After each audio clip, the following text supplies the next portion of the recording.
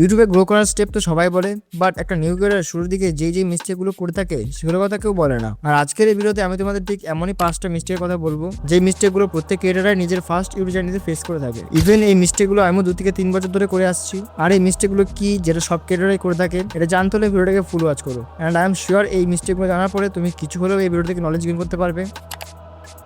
New ক্রিয়েটরদের views না আসার প্রধান একটা কারণ হলো তারা সঠিক নিজে সিলেক্ট করতে পারে না। 80% নিউ ক্রিয়েটর অন্যান্য বড় ক্রিয়েটরদের ভিডিও অ্যান্ড সাবস্ক্রাইবার দেখে তারাও সেই টপিকে ভিডিও ক্রিয়েট করতে স্টার্ট করে দেয়, অ্যান্ড যার ফলে তারা আগে গিয়ে সেই নিচে কন্টেন্ট খুঁজে পায় না। দেন রেজাল্ট একটাই হয়, হয়তো চ্যানেল ডেড হয়ে যায়, নয়তো চ্যানেলের রিচ কমে যায়। এর জন্য তুমি যদি সঠিক নিজে সিলেক্ট করতে না পারো তাহলে 2 থেকে 3 মাসের মধ্যে তোমার সাথে সাথে তোমার চ্যানেলটাকেও আর খুঁজে পাওয়া যাবে না। নাও দি কোয়েশ্চেন ইজ, তাহলে একটা বেস্ট নিচ সিলেক্ট কিভাবে করবো? প্রথমে একটা ইজি ওয়ে বলে দিচ্ছি নিচ সিলেক্ট করার। তুমি প্রথমে দেখো তোমার কোন জিনিস সব থেকে বেশি interest, like gaming, blogging, fact etcetera. তোমার যদি গেমিং ইন্টারেস্ট হয় সো তুমি গেমিং চ্যানেল খুলতে পারো।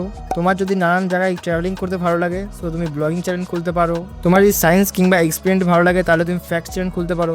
এইভাবে নিজের ইচ্ছাটাকে ফলো করো, নাকি অন্য বড় বড় ক্রিয়েটারদের। দেন তোমরা একটা কাজ করতে পারো, তোমরা তোমার ইউটিউব কিংবা ইনস্টাগ্রামে দেখতে পারো গত 10 দিন কিংবা সবসময় তোমরা কোন টাইপের ভিডিও দেখো, লাইক কোনো কিছুর এক্সপ্লেনেশন যেমন ওয়েব সিরিজ, মুভি এটসেট্রা, তারপর চ্যালেঞ্জিং ভিডিও, যা খুশি হতে পারে। তোমার যেই জিনিসে বেশি ইন্টারেস্ট কিংবা তুমি যেসব টাইপের ভিডিও দেখতে বেশি পছন্দ করো সেটাই তোমার একটা বেস্ট নিচ সিলেক্ট হতে পারে। যেমন আমার সবকিছু এক্সপ্লেন করতে ভালো লাগে, আর আমার আগেও 3 থেকে 4টে আলাদা আলাদা নিচের চ্যানেল ছিল, তাই আমার কাছে ইউটিউব রিলেটেড কিছু হলেও নলেজ আছে। সো আমি এডুকেশন চ্যানেল সিলেক্ট করলাম ইউটিউব রিলেটেড। এখন তোমাদের মনে একটা কোশ্চেন আসতে পারে, এখনকার সময় তো সব নিচে অনেক কম্পিটিশন, সব নিচেই অনেক বড় বড় ক্রিয়েটার আছে, তাহলে অডিয়েন্স আমাদের ভিডিও দেখবে কেন? এটার একটাই অ্যান্সার, ইউনিকনেস। যেমন আমার চ্যানেলটাকে দেখো, আমার নিচে তো অনেক বড় বড় ক্রিয়েটার আছে, বাট তোমরা কিন্তু এখন আমার এই ভিডিওটাকে ওয়াচ করছো, কিন্তু কেন? নিশ্চয়ই তোমাদের এই ভিডিও দিয়ে কোনো না কোনো কিছু ইন্টারেস্টিং লেগেছে। ঠিক এইভাবেই তোমাদেরকেও কিছু আলাদা করতে হবে যাতে অডিয়েন্স তোমার ভিডিওটাকে পছন্দ করে। কম্পিটিশন তো সবকিছুতে আছে, বাট গ্রো হবে না এই মেন্টালিটি চেঞ্জ করতে হবে। নাও এখন হয়তো তোমাদের নিচ সিলেক্ট করতে আর কোনো প্রবলেম হবে না, কিন্তু তোমাদের কাছে আমার একটা প্রশ্ন আছে। প্রশ্নটা হলো, ভিডিওতে তো আমার কোনো ফেস নেই আর না তো তোমরা আমাকে চেনো, তাহলে তোমরা এখন আমার ভিডিওটাকে ওয়াচ কেন করছো? দি অ্যান্সার ইজ ভয়েস কোয়ালিটি। এইখানে আমি ভয়েস এডিটিং কিংবা দামি দামি মাইকের কথা বলছি না। অনেকভাবে ভালো ভয়েস ওভার করতে গেলে একটা ভালো মাইক লাগে। তোমরা একটা অ্যান্ড্রয়েড ফোন দিয়েও ভালোভাবে ভয়েস ওভার করতে পারবে। অনেকে ভিডিও বানাতে লজ্জা পায়, অনেকে ভয়েস ওভার করার ভয়েই ভিডিও বানানো শুরু করে না। বাট আমার ভিডিওটাকে দেখো, একটা ফেসলেস চ্যানেল, বাট আমি এখনো তোমাদেরকে এই ভিডিওতে ধরে রেখেছি, আর আমাকে ফেস ক্যামও করতে হয়নি।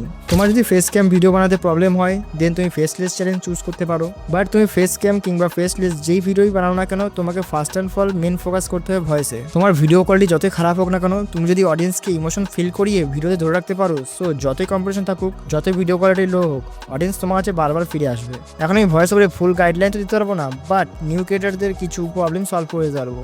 আর ভয়েস ওভার রিলেটেড ফুল গাইডলাইন চাইলে কমেন্ট করো ভয়েস ওভার। দেখো, ভয়েস ওভার 2 প্রকারে হতে পারে। যাদের ব্লগিং কিংবা ফ্যাক্ট চ্যানেল আছে তারা টপিকের উপর নির্ভর করে ভয়েস ওভার করে, বাট যাদের education, movie explanation etcetera channel আছে তাদের প্রথমে স্ক্রিপ্ট লিখতে হয়। আর এখানে হলো আসল সমস্যা, যারা স্ক্রিপ্ট লিখে ভয়েস ওভার করে তাদের সব থেকে বড় মিস্টেক হলো তারা ভয়েস ওভার তো করে বাট রিডিং পড়ার মতন। কেউ কেউ আবার খুব আস্তে বলে, কেউ কেউ আবার খুব জোরে বলে, কেউ কেউ আবার প্রত্যেক একটা করে লাইন বলার পরে থেমে যায়। বাট এভাবে কিন্তু ভয়েস ওভার হয় না। তোমাকে স্ক্রিপ্ট লেখার সময় আধেক ভয়েস ওভারের কাজ সেরে ফেলতে হবে।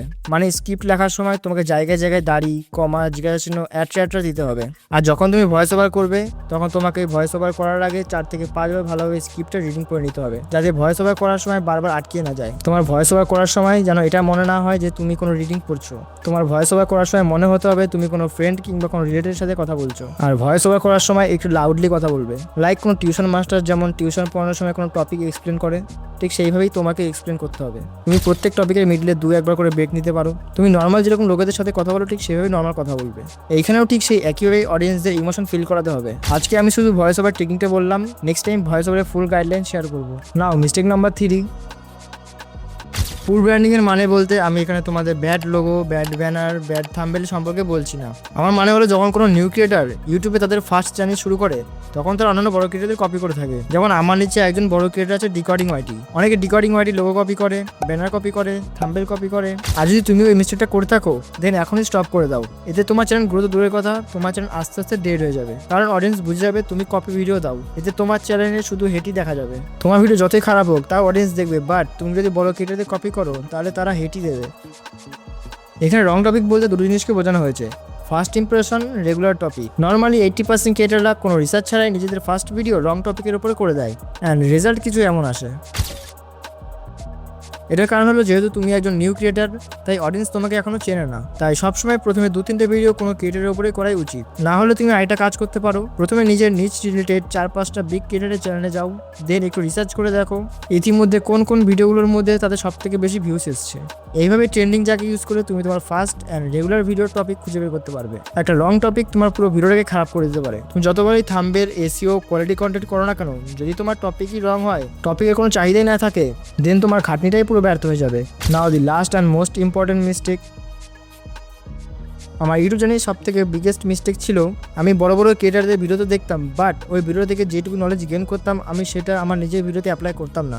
আমার ধারণা ছিল হার্ড ওয়ার্ক করলে এবং রেগুলার ভিডিও আপলোড করলে সাকসেস এমনি পাওয়া যায়, বাট এই ধারণাটা একদমই ভুল। কারণ 2017 কিংবা 18 না, এটা হলো 2026। এই সময় শুধু হার্ড ওয়ার্ক না, হার্ড ওয়ার্ক প্লাস স্মার্ট ওয়ার্কও চাই। আমি একটু আগে যেটা বললাম, এখনকার সব নিচেই কম্পিটিশন অনেক, সো তোমাকে সবার থেকে কিছু আলাদা করতেই হবে।